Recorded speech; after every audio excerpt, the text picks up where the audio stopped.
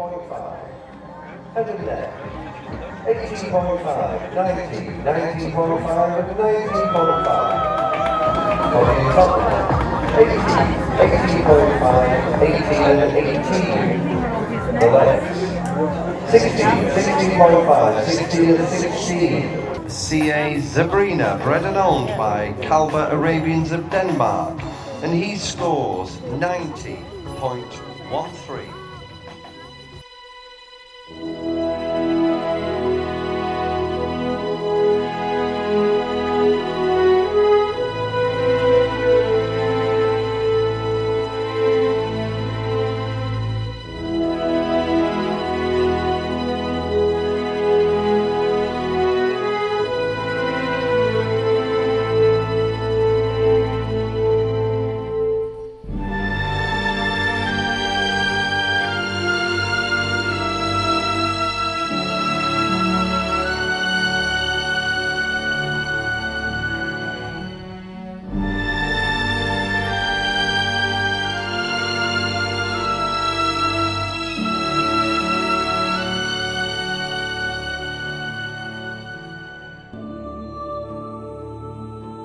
Med araberhestens tusindårige historie og traditioner er der naturligt nok mange beretninger om, hvordan man avler den perfekte araberhest. Og der er sikkert lige så mange bud på, hvordan man definerer den ultimative araberhest. Hos Kalber Arabians i Danmark ser man lidt anderledes på tingene, end man gør hos andre gode stutterier i verden. Den fortælling får du nu, så velkommen til historien om menneskene og dyrene, og om de avlsprincipper, der gennem årtier har skabt international respekt og anerkendelse blandt eksperter og beundrere af den smukke race og gjort stutteriet til et af de førende på verdensplan.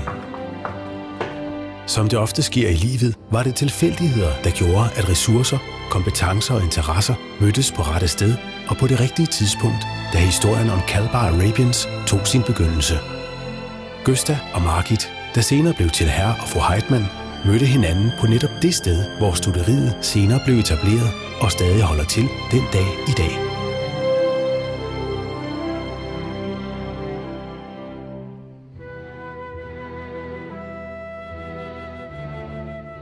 Hos Kalber arbejder man udelukkende med WAHO-godkendte araberblodlinjer, og lige så vigtigt er princippet med at finde den perfekte balance mellem de tre kalbare parametre: type, udstråling og bevægelser.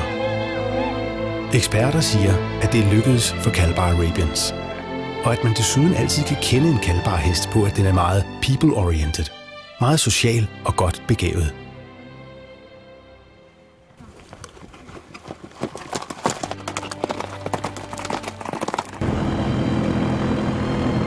Måske hænger det sammen med, at Kalber Arabians ikke kun er et stutteri.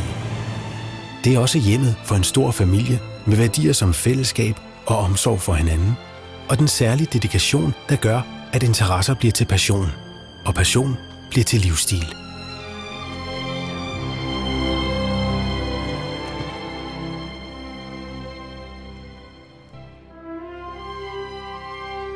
På den store farm, der ligger, hvor den danske natur spiller op til sit smukkeste udtryk, er tingene indrettet og udrettet med fokus på velfærd for både mennesker og dyr.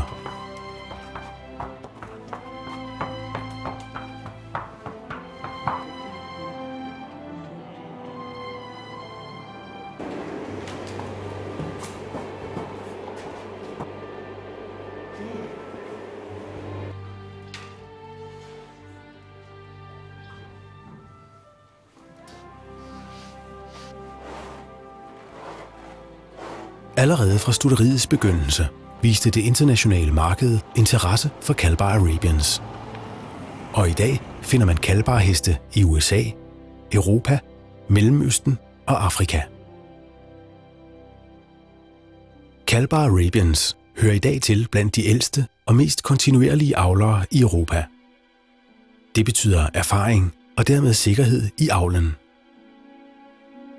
I dag drives stutteriet af Gösta og familiens 3 døtre, Christina, Jessica og Camilla, samt Kalber Arabians daglige leder, Johan, foruden teamet af dyrlæger, fysioterapeuter og andre.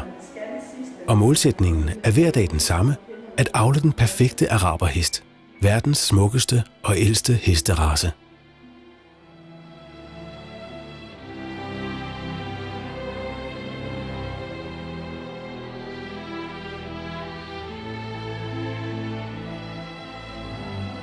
Og de fine resultater fra stutteriets mange års erfaring bliver til heste, der kan bruges til mange formål.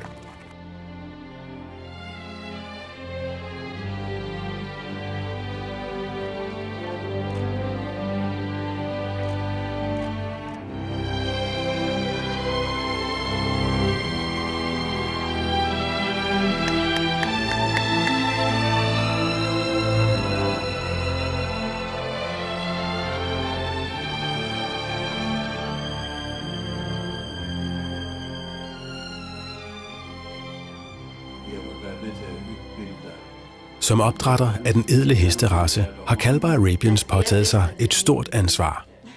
Det er jo stutteriets fagfolk, og ikke naturen, der vælger, hvilke gener, der skal fortsætte udviklingen. Og for Kalbar Arabians betyder det, at man kontinuerligt tilstræber den mest optimale udvælgelse til avlen, ledsaget af høj etik og maksimal dyrevelfærd. Hos Kalbar Arabians har man sin egen måde at sige det på. Skønhed, dynamik og kvalitet, inspireret af fortiden, avlet med respekt, innovation og etik for fremtiden. Det er derfor ikke uden grund, at mange interesserede og eksperter fra hele verden hvert år besøger Kalbar Arabians i Danmark. Et land med sans for traditioner og respekt for historiens betydning for fremtidens resultater. Stutteriet nyder i dag respekt som det sted, hvor araberhestens mange tilhængere finder inspiration, nytænkning og interessante perspektiver for opdræt af morgendagens smukke araber. Fordi man hos Kalbar Arabians altid gerne fortæller og altid gerne byder velkommen.